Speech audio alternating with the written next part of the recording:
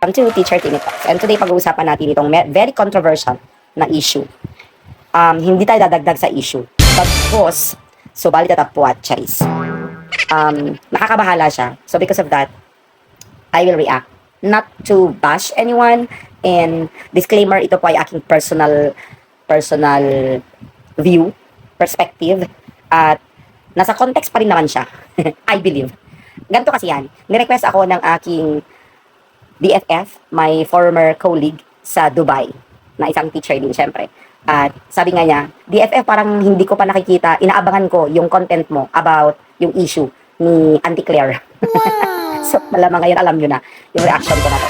At sabi niya, inaabangan ko, I cannot wait to see and to watch yung mismong content mo. Kasi gusto niya malaman ano ang views ko tungkol dito sa controversial issue ni Attorney Claire sa pagbabanggit at pagko-call out sa mga guro.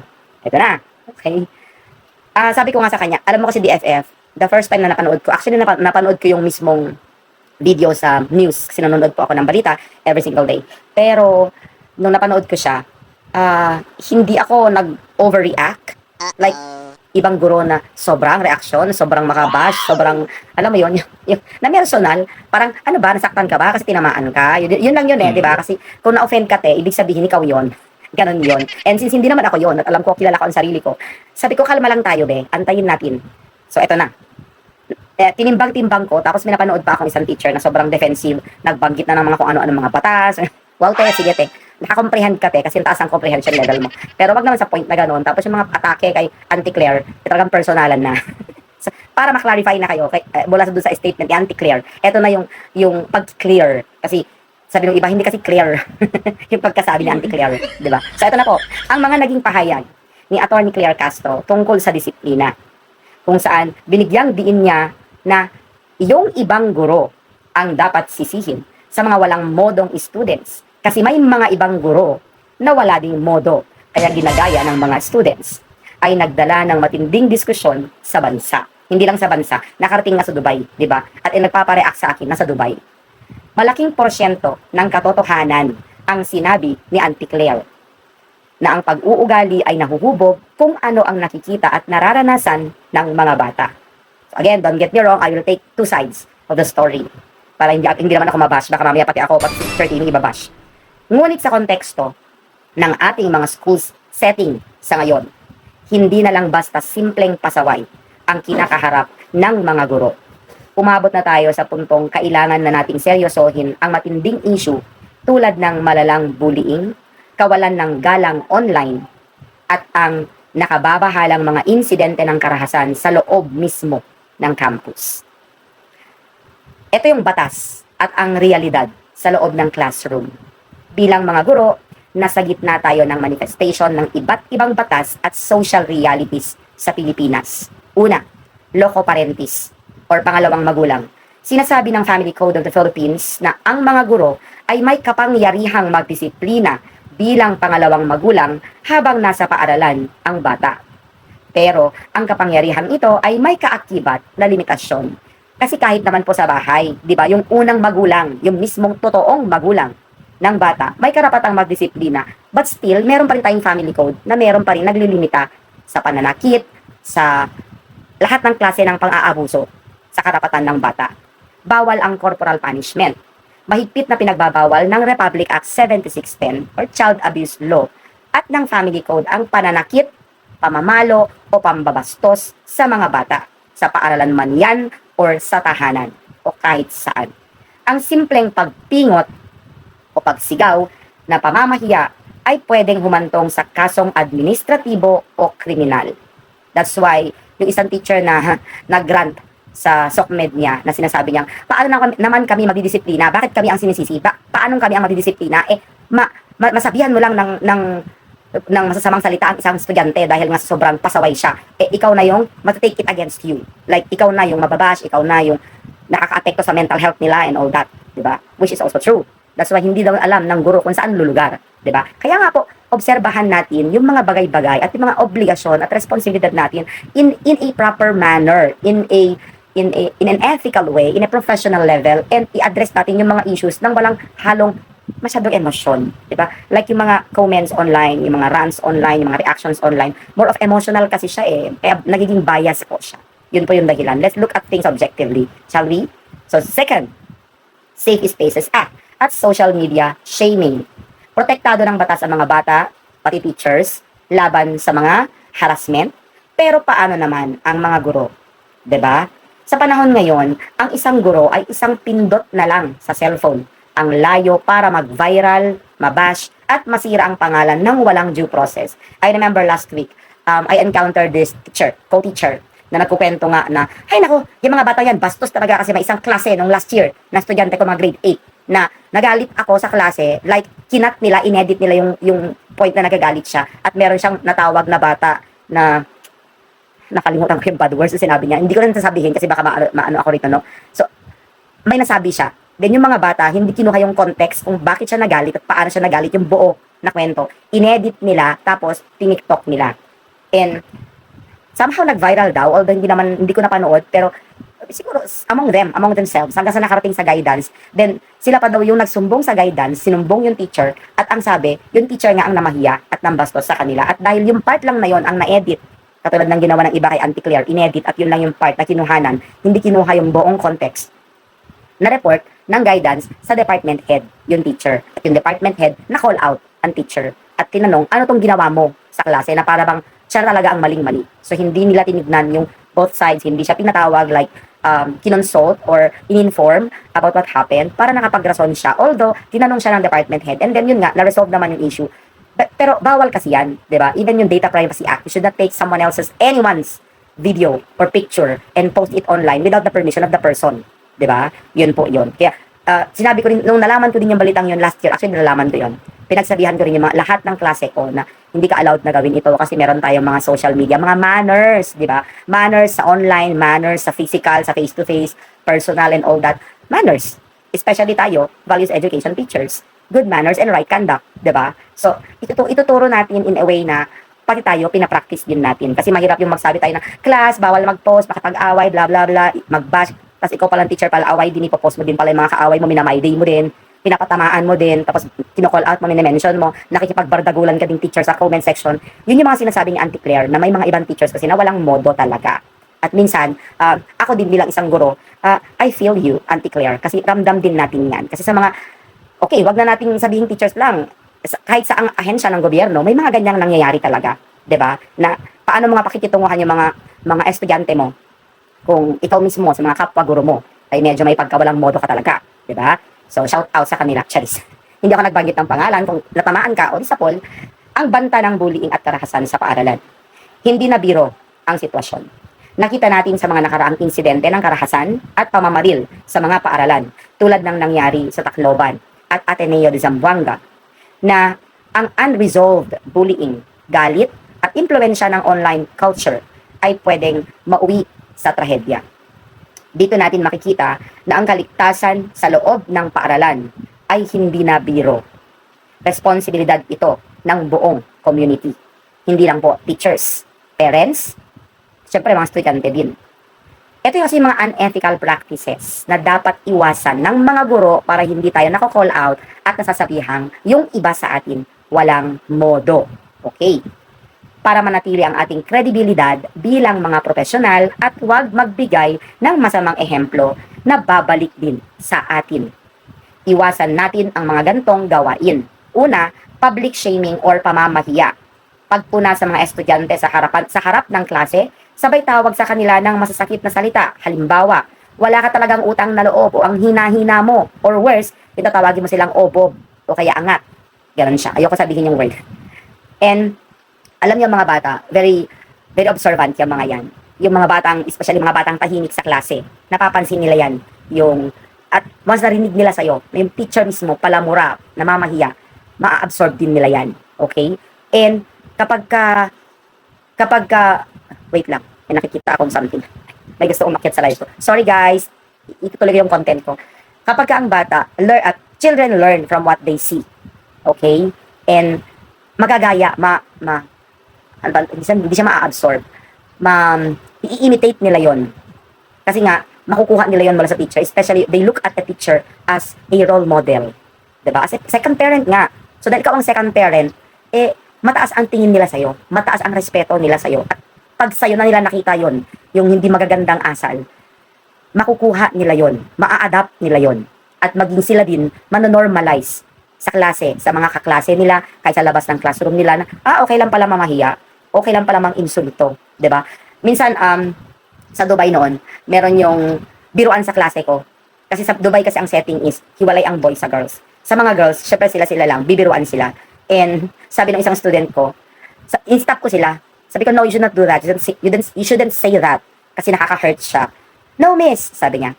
Sabi ng isang bata, we are friends, it's okay. Sarcasm is a language of friendship. Okay, I get it, okay? Sarcasm is somehow a language. Sa generation nyo ngayon, okay na lang, alam mo yon, even sa isang klase ko, lately, nagbibiruan sila kasi most of them are out for practice. And kukunti lang yung bata. Tapos, alam mo yon, hindi ako nagturo ng malala kasi nga, wala yung majority ng class. So, may pina-activity na lang ako sa kanila, small activity. Pinagbibiruan sila habang ginagawa yung activity. Tapos sabi ko, hoy, wag namang sobra kasi nagtatawagan sila ng mga animals. Like, siya kasi baboy, siya kasi, mga ganon-ganon, unggoy, mga ganon. Sabi ko, hoy, walang ganyanan, baka mamaya may matikon. Diba? And sabi niya, wala ma'am, talaga kami magmahalan.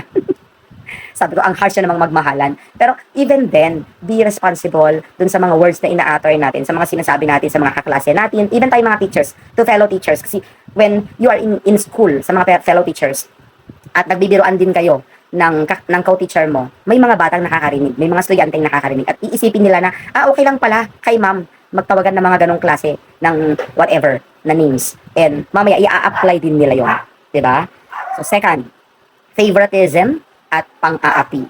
Pagbibigay ng mababang grades dahil sa personal na sama ng loob o pag-isolate sa mga batang nahihirapan sa klase. And ito pa yung isa. That's why dapat kasi ang teacher hindi attached sa students on a personal level para walang favoritism. Like ako, sa klase ko, I always call on the class president to take charge. Kasi nga, binoto siya ng kaklase, di ba? Nag-elect sila eh. So dahil siya automatic yung leader ng klase, representative ng klase, siya ang tinatawag ko kapag may mga concerns like sino ang absent, ilan ang absent, bakit absent, nasaan si advisor, pwede makausap si advisor, pwede makuha yung contact ni ganito, parents ni ganyan, please inform the advisor na ganito, ganyan. In case wala ako or absent ako or naka-leave, yung class president ang mag-take charge, sasabihin ko ito yung activity, ito yung gagawin. Yung class president, after the class, please proceed to the center or the faculty room to place your output sa table ko. So, ganon. Dahil siya nga ang class president, but there's no favoritism there kasi nga binoto nyo na mga estudyante yung class president. So, in the event na wala si class president, yun kasi yung protocol natin. Okay? So, tama lang yung mga ganon. Wala kaming personal attachment ni class president. Actually, hindi ko pa nga yata alam ang mga pangalan ng lahat ng class presidents ng klase ko kasi I always call them class president. Pero some I know already kasi ngayong class record ko, nakikita ko naman yung mga pangalan. No? Tapos si secretary, lagi kong uutusan pag may mga board works, mga activities, blah, blah, blah. O si secretary, ganito. O tapos pag wala na, in the event na wala si class president, si vice president. O ganun. So, gusto ko ding i-ano sa kanila, as a teacher, na, okay, hindi kayo binoto para lang maupo dyan. 'Di ba? At konsintiin yung ingay ng mga kaklase nyo pag wala yung teacher, pero dapat alam nyo rin yung mga duties and responsibilities nyo as elected officers. Yun ang sa akin. So hindi po yun favoritism. Pag kinocall ko yung president, yung mga officers ng klase, it's because I am teaching them yung responsibilities para later on in their life, pagtanda nila, alam nila yung accountability na tinatawag. Okay? And responsibility. Yun po yun. So wala pong halong favoritism yun. Tapos may mga nakatoka na leaders kapag group activities. Again, hindi yan mga favorite ng teachers, yung mga leaders. Actually, mahirap nga mag-leader eh. 'Di ba? Alam ng mga leaders yan sa bawat klase ko. Kaya kasi sinasabi ko sa mga leaders, to be fair, bigyan nyo ng tsansa yung ibang kagrupo nyo, lalo yung mga pasaway dyan. Bigyan nyo ng responsibility na maging leader para makita rin nila gaano kahirap ang mag-lead. Kasi hindi po lahat ng estudyante, kaya talagang mag-lead. Kahit nga tayo mga adults, 'di ba? May mga iba dyan na hindi nga kayang mag-lead. So, yun yung training ground. The school is a training ground for these students so that when they grow up as adults, alam nila paano makitungo sa real life situations. Ganon.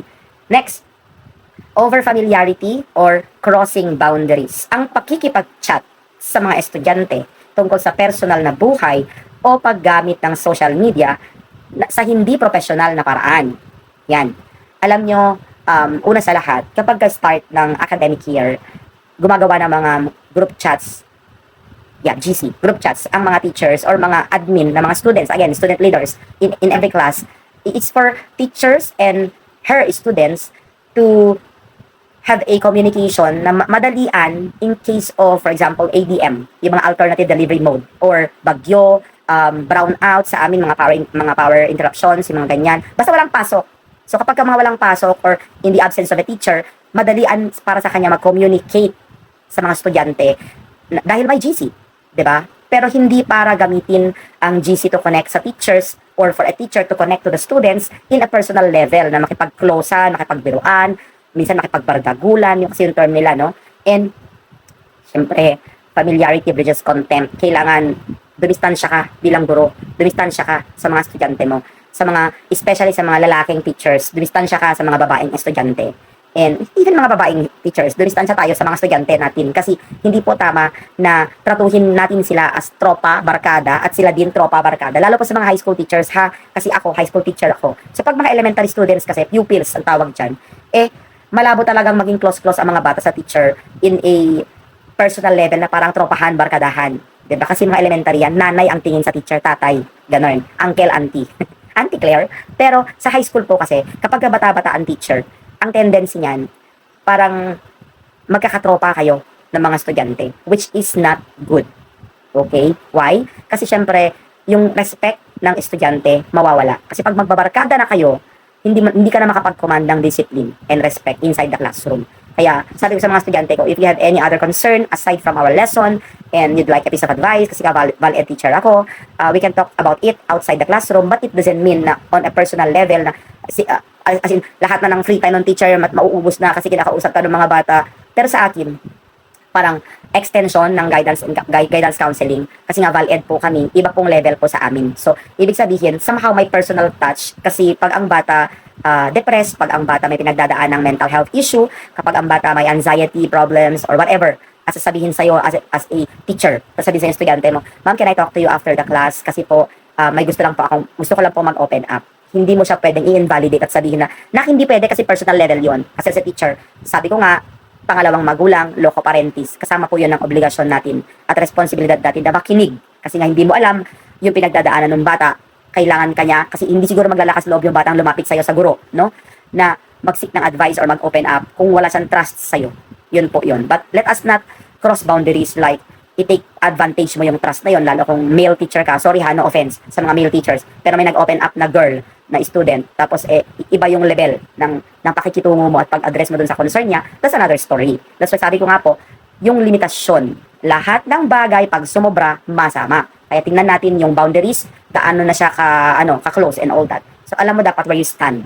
Alam nyo, hindi dapat ito problema sa mga teachers kasi po, pagka nag-aaral ka po ng nag-take ka ng education sa college, yung course yung degree, your process or your training to become a teacher, kasali po lahat yan. Dapat na-train ka na paano magkaroon ng gap between you and your student. Alam mo dapat yan. Alam mo yung boundaries mo, alam mo yung limitations mo, alam mo yung mga those, and my God, those are basic things that you should know when you become a teacher. Kaya, paulit-ulit, pero kailangan i-remind natin yung mga kapwa guro kasi baka minsan nakakalimot tayo. Dinadaig tayo ng mga emosyon, mga feelings and emotions natin, ganon, di ba?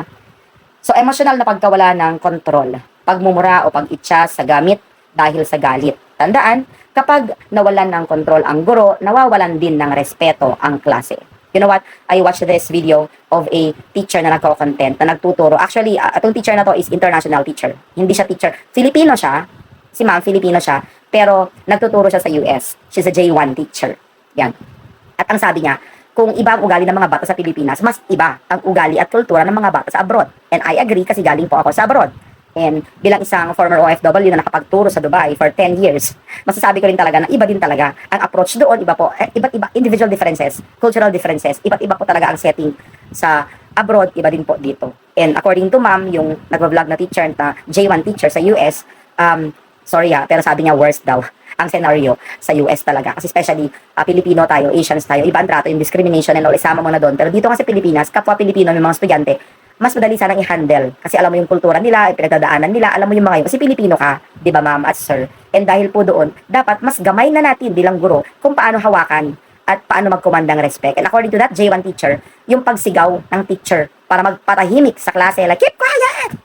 Nakakaloka, di ba? Alam mo, sabi naman, not once, but so many times in my class, na kapag nag-activity yung mga bata, it's called academic noise. And some of them are irritated and annoyed. Siguro kino-compare nila sa ibang teachers or subjects nila wherein konting ingay lang, even if it's academic noise, nagsasaway ang teacher, sumisigaw. And not once, but many times, na sinasabihan ako ng bata na, Ma'am, sumigaw ka na kasi. Ma'am, pagalitan mo sila. And I smile. I always smile to my students who are watching me. Comment down below. And kayo ang mag-testify na hindi ko ugaling manigaw, mag-insulto. Mag-i-smile talaga ako. And I keep quiet. Iba kasi ang approach ko when it comes to disciplining. Pero, hindi naman sa pagmamayabang. Pero yung mga klase ko, mag-iingay yan, academic noise. Pag nagdi-discuss ako, hindi yan nag-iingay. Nakikinig yan. At kung nag-ingay man sila during my discussion, reaction yon doon sa sinabi ko. Kasi minsan tumatawa sila yan, napapasigaw sila yan, na-excite sila yan. Kasi part yun ng discussion. Anong gusto mo, tuod yung kausap mo, hangin yung kausap mo, no response at all. So, alam mo yung mga noise like that, it's called academic noise. And even my colleague, si Sir Doms, mention ko talaga yung name, sabi niya sa akin, kasi friend yan, college friend ko, and now he's my co-teacher. Sabi niya, friend, ano ang take mo dun sa mga teachers na iniisip na poor classroom management kapag ka maingay ang klase? Sabi ko, para sa akin, depende sa klase ng ingay. Tapos sabi niya, ay, may kasundo ako. Kasi siya din daw, may tinatawag na academic noise. Kasi siya daw, pag fun ang activity niya, napapasigaw ang mga bata, tapos yung mga teacher sa kabilang building, napapalingon. Sabi ko, for me, it's okay. Kasi I also do that in my class. 'Di ba? And nakarelate siya, happy siya. Kasi sabi niya, akala ko ako lang yung ganun. My God. Alam nyo, let's make learning fun in a way na, wag masyadong stiff ang mga bata, wag masyadong uptight. Alam mo yun, parang nakabuckle up sila sa seat nila na nakikinig lang. Ano to? Kim Jong-un ka. Sorry naman. Pero, alam mo yun, hindi na sila hihinga. Ganon din na sila mag-react. No facial reaction at all. So, hindi mo alam na intindihan nyo ba o hindi. Silence means yes. Ganon na lang. Hindi. Especially this is high school. I always tell my class, high school is pinaka-fun na part ng student life. So, enjoy, di ba? So, kung fun yung activity, have fun. As simple as that. Basta wag lang sumobra. So far, in my 10 years sa Dubai, wala pa namang nagsuntukang estudyante sa harapan ko. Wala pa namang girls na nagsampalan sa harap ko. May guidance issue ba ako? Nag-reflect talaga si teacher. Kasi ibig sabihin, kung walang mga guidance issues or walang ganun sa klase mo, ibig sabihin, your classroom management is fine. Right? It's okay. It's manageable. And I don't find it na pag maingay na ang klase, agad-agad classroom management ang issue. Siguro mas magandang yung nagsasabi nun na guro, maupo kayo, sit in their class. Oh, you can sit in my class para makisit in po kayo, para makita nyo po how I handle things. And hindi sa lahat ng pagkakataon, porke nag-ingay, misbehavior agad. Yun po. So, gabay at payo para sa lahat. Para sa guro, para sa estudyante, at para po sa magulang. Para hindi naman palaging teachers ang nasisisi. Number 1, para sa mga guro, maging huwaran at anchor of integrity. Dahil minsan, mas pinaniniwalaan pa ng mga estudyante ang kanilang guro kesa sa sarili nilang mga magulang. Napakalaki ng ating responsibilidad, kaya kailangan natin maging seryoso sa trabaho natin. And sa mga seasoned teachers, alam ko, you know very well how to handle your students. And let us not be emotional in disciplining them. Tama, we are the second parents, and pupwede tayong magdisiplina bilang pangalawang magulang. But nonetheless, wag nating abusuhin. Again, paulit-ulit, lahat ng sobra masama. Okay po. Sana tayo mismo ay tratuhin natin yung profession natin na panindigan. Yung sinasabi na teaching is the noblest profession. It is the it plays a very essential role sa pag-create ng future generation. Ito na tayo, yung mga simpleng salita like walang abogado kung walang teacher, walang police kung walang teacher, walang engineer kung walang teacher, walang ganito kung walang teacher. Paano yung mga kriminal? Paano yung mga scammer? Paano yung mga masasamang loob? Paano yung mga mga karahasan and everything kung wala ding teacher? Diba? Mahirap kasi you look at it at a positive level, tapos mamaya, paano yung negative? Anyari? So, dapat nasa gitna tayo. Balansihin natin. Balance of everything. Kasi mahirap naman na sisihin mo sila or mahirap naman na ililift mo lang sila at kakampihan mo lang sila. Pag hindi mabuti, wag konsintiin. Ganun lang po yun. And kapag mabuti, i-highlight para po mas mag-develop at mas dumami yung kabutihan. Let it begin with us, with ourselves. Bago po tayo mambash, mag-react kay Auntie Claire, bago tayo magsisihan, bago tayo stop pointing fingers. Kasi the more you point at others, hindi mo alam. Isang nakapoint sa iba, 4 nakapoint sa'yo. 'Di ba? Look at yourself. Manalamin. Reflect. Gamitin ang positive reinforcement. Purihin ang tamang gawi.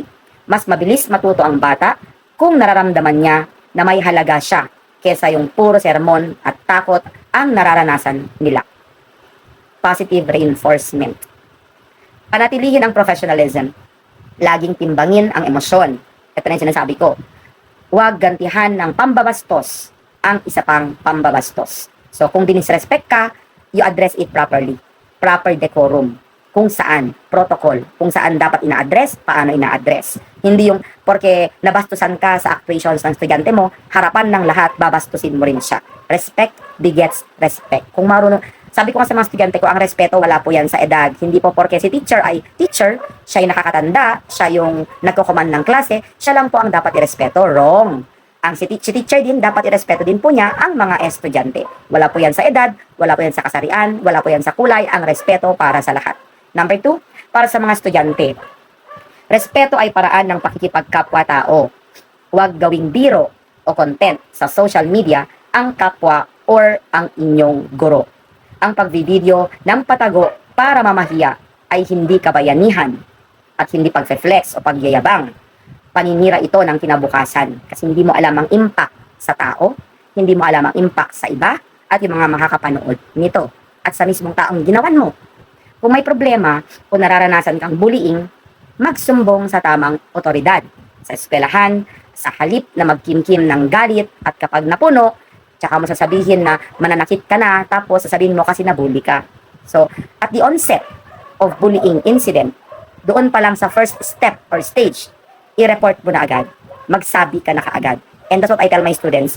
When you feel like na-violate na yung rights mo, when you feel like napahiya ka na, when you feel like nasaktan ka na, hindi siya pagiging overly sensitive kasi mahirap yung i-invalidate mo yung nararamdaman ng iba-iba kasi ang tolerance level ng bawat tao eh, 'di ba? Sa psychology alam niyo dapat yan mga teachers kasi may psychology subject po tayo noon, 'di ba? Alam mo dapat yan. So alam mo dapat yung paulit-ulit, do not cross the line. Pag alam mo nang okay nagalit ka, nabastos ka na, binastos ka na teacher, may nasabi ka, you know how to end it, right? Para tamang swabe lang ang dating sa bata na iparating mo sa kanya yung message mo na, hello, napahiya mo ako, mag-sorry ka. Tapos, wag mo naman siyang ipahiya kasi baka mamaya ikaw din mag-sorry din. Diba? Balikan lang kayo. Ganon. And teachers, fellow teachers, do not be so proud na hindi ka magsusorry pag nagkamali ka. Alam mo, lahat tayo nagkakamali, tao tayo, nobody's perfect. So, pag bata ang nagkamali, mag-demand ka ng sorry. Like, mag-sorry ka. Like, sa anak mo, di ba? Pag sinasabay mga anak mo, bad yung ginawa mo, mag-sorry ka. Sorry, mami. Ganon din sa klase. Pag napasorry mo ang bata na, okay, so what are you going to say? And the student will tell you, sorry po, ma'am, hindi na po mauulit. So ikaw din, pag nagkamali ka din, pag may napahiya ka or whatever din na nagawa ka, may na-offend ka, di mag-sorry ka din, hindi po nakakababa sa pagkatao bilang guro ang pagsusorry. Yan ha. So kung tinuturuan mo silang mag-sorry, sana ikaw din, marunong ka din mag-sorry. Ganon kasimple. Kasi ako pag nagkakamali ako talaga, automatic na yan, ay sorry, gumagano'n talaga ako. Alam ng mga estudyante ko yan. And I'm not saying na perfect ako, again, nobody's perfect po. In-example ko lang na tayo hindi nakakababa. It does not make you a lesser person if you say sorry pag nagkamali. Para nga maturuan natin sila. That's role modeling. Number 3, para sa mga magulang at sa community. Huwag magturo ng pagtatangi. Ang disiplina ay nagsisimula sa tahanan. Kung ang magulang mismo ang nagmumura sa guro sa harap ng bata, or magulang mismo ang nag-a-upload sa social media nang hindi nalalaman ang buong kwento, one-sided, bias, unfair, ang bata ang unang masisira. Imbes magtulungan tayo. Kasi minsan, ganoon din. Sabi ko nga din, everything begins at home. Kung ano ang environment ng bata sa bahay, bilang ulit ko na yan sinabi sa klase ko. Kasi sa grade 8, meron tayong topic about pamilya bilang, wait lang. Nakalimutan ko na naman yung ano ko, yung mismong, I want to get the title. Ang pamilya bilang, nakalimutan ko talaga siya. Basta yung basic unit of the society. Yan. Ang pamilya is the foundation. Kaya, whatever upbringing meron ang bata, yun po yung nilalabas niya. Kasi ang unang teachers po ng bata ay magulang. Kaya wag nating ilihis at sisihin ang mga guro palagi. Kasi it's a collaboration and partnership between parents and the school. Kaya wag po nating, bilang magulang, kasi ako magulang din ako, wag nating ilihis na nag-aaral na yung anak ko eh. So, bahala na yung teacher na magsaway. Bahala na yung teacher na magdisiplina. Bahala na yung teacher magturo na mabuting asal. Wrong. Sa bahay po siya na umuwi.